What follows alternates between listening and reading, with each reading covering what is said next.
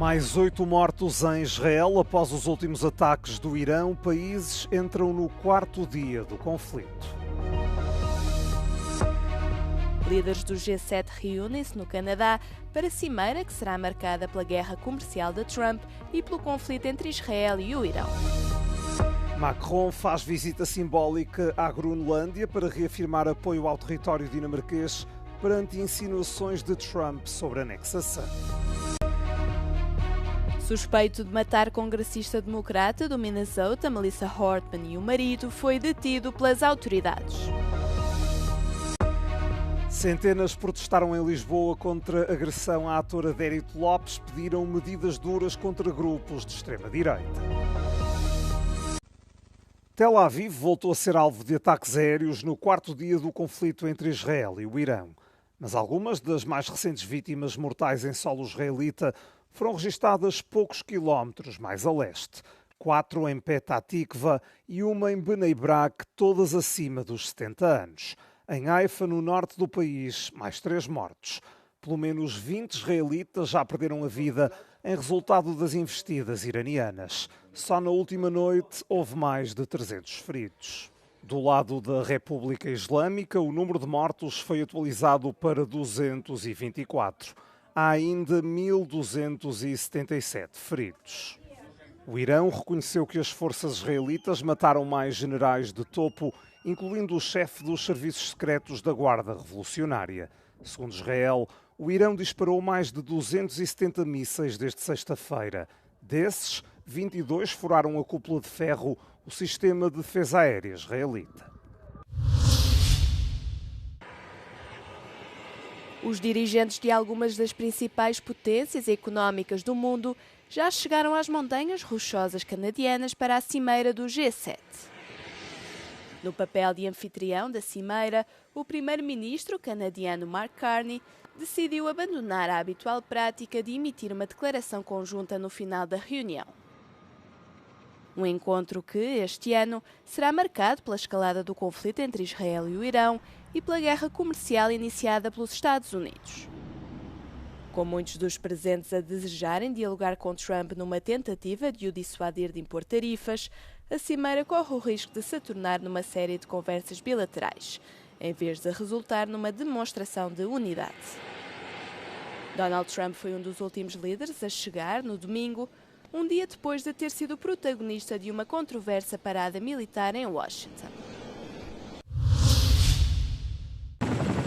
Os líderes da União Europeia estão no Canadá, uma viagem para participar na cimeira do G7, que junta alguns dos países mais desenvolvidos do mundo. À chegada, Ursula von der Leyen e António Costa falaram com jornalistas uma conferência de imprensa sobre a situação internacional marcada por muitos desafios. We witness continued Russian aggression against Ukraine. We confront a devastating humanitarian crisis in Gaza with urgent needs growing by the day, and we now also grapple with conflict between Israel and Iran. At the same time, we also face risks to economic growth, risks fueled by policy uncertainty and trade disputes. Quanto ao conflito entre Israel e o Irão, von der Leyen disse ter falado por telefone com o primeiro-ministro israelita, Benjamin Netanyahu, e mostrou-se contra o programa nuclear iraniano. In this context, Israel has the right to defend itself. Iran is the principal source of regional instability, and we've always been very clear. Iran can never have a nuclear weapon. Quem também vai estar no Canadá é o presidente ucraniano. Volodymyr Zelensky participa na cimeira como convidado. Numa altura em que a Rússia tem vindo a intensificar os ataques à Ucrânia, von der Leyen diz que é preciso fazer mais pressão sobre a Rússia. A Presidente da Comissão Europeia vai pedir aos países do G7 para aplicarem mais sanções contra Moscovo. O presidente francês foi à Groenlândia deixar claro que o território dinamarquês não é para ser vendido ou ocupado. Uma manifestação de apoio de Macron depois das insinuações do presidente norte-americano sobre a anexação da ilha. The situation in Greenland is clearly a wake-up call for all the Europeans. And let me tell you very directly that you are not alone. And when a strategic message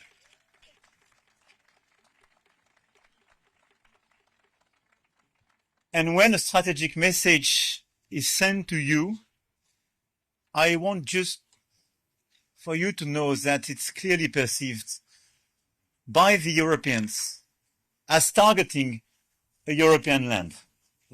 And this flag you have here is our common flag.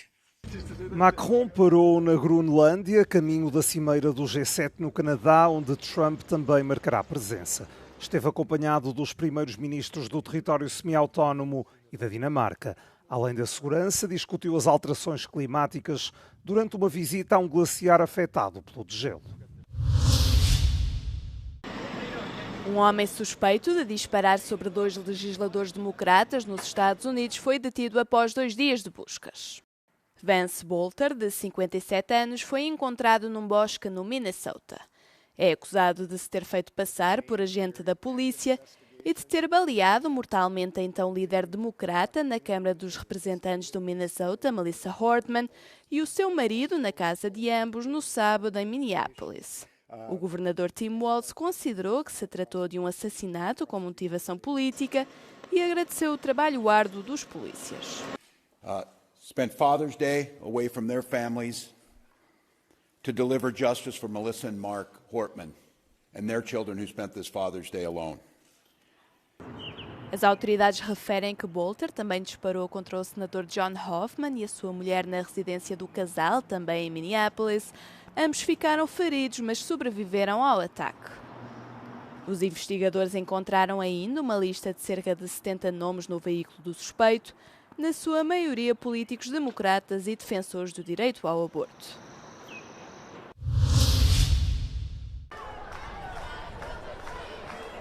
Fizeram-se ouvir nas ruas de Haia pela segunda vez em 4 semanas. A multidão voltou a pedir ao governo dos Países Baixos que tome uma posição mais dura para travar a ofensiva militar de Israel na faixa de Gaza. Os meios de comunicação social locais deram conta da presença de 100 mil pessoas, mas os organizadores falam em mais de 150 mil. Ao passarem pela sede do Tribunal Internacional de Justiça, os manifestantes desenharam simbolicamente uma linha vermelha. Dizem representar o limite que, segundo eles, o governo neerlandês não conseguiu traçar para parar os ataques israelitas em Gaza. Uma onda vermelha pela causa palestiniana invadiu também Bruxelas. A organização estima que 110 mil pessoas estiveram em protesto nas ruas da capital belga. Racistas, chegou a vossa hora, os imigrantes ficam e vocês vão embora. Responderam em tom de desafio no local onde o ator Adérito Lopes foi agredido. Junto ao Teatro Cinearte, em Lisboa, centenas disseram em voz alta que não querem viver num país do medo.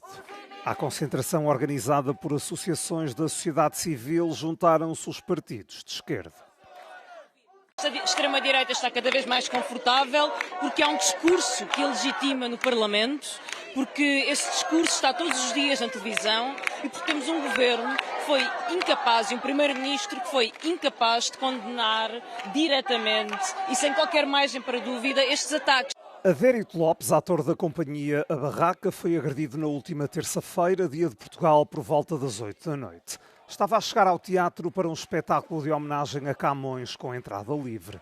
Segundo a diretora da companhia, um grupo de neonazis com cartazes xenófobos provocou vários artistas antes de consumar a agressão. Vimos solidarizar com o grupo Teatro A Barraca, porque o ataque à cultura é dar cabo de um país.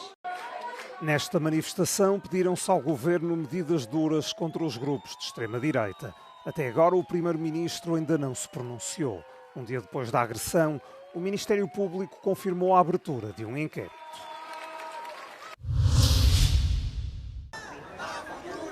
Pão, futuro e teto. Foram estas algumas das palavras que se ouviram no domingo numa manifestação sobre o excesso de turismo na cidade de Barcelona. As centenas de manifestantes que encheram as ruas alertaram para o turismo descontrolado, que está a fazer disparar os preços da habitação e a obrigar as pessoas a abandonar os seus bairros. A manifestação teve grande expressão na cidade de Catalã, contudo também nas Ilhas Baleares e noutros países do sul da Europa, como Portugal e Itália, milhares saíram às ruas. É uma cidade que já não dá mais ni los recursos hídricos ni el transporte público, está masificado los 12 meses del año. Los alquileres siguen subiendo, sigue estando masificada la ciudad, nos sacan de los barrios, nos sacan de nuestro centro histórico. Estes protestos são um grito de alerta para que os governos e as cidades repensem os seus modelos de turismo.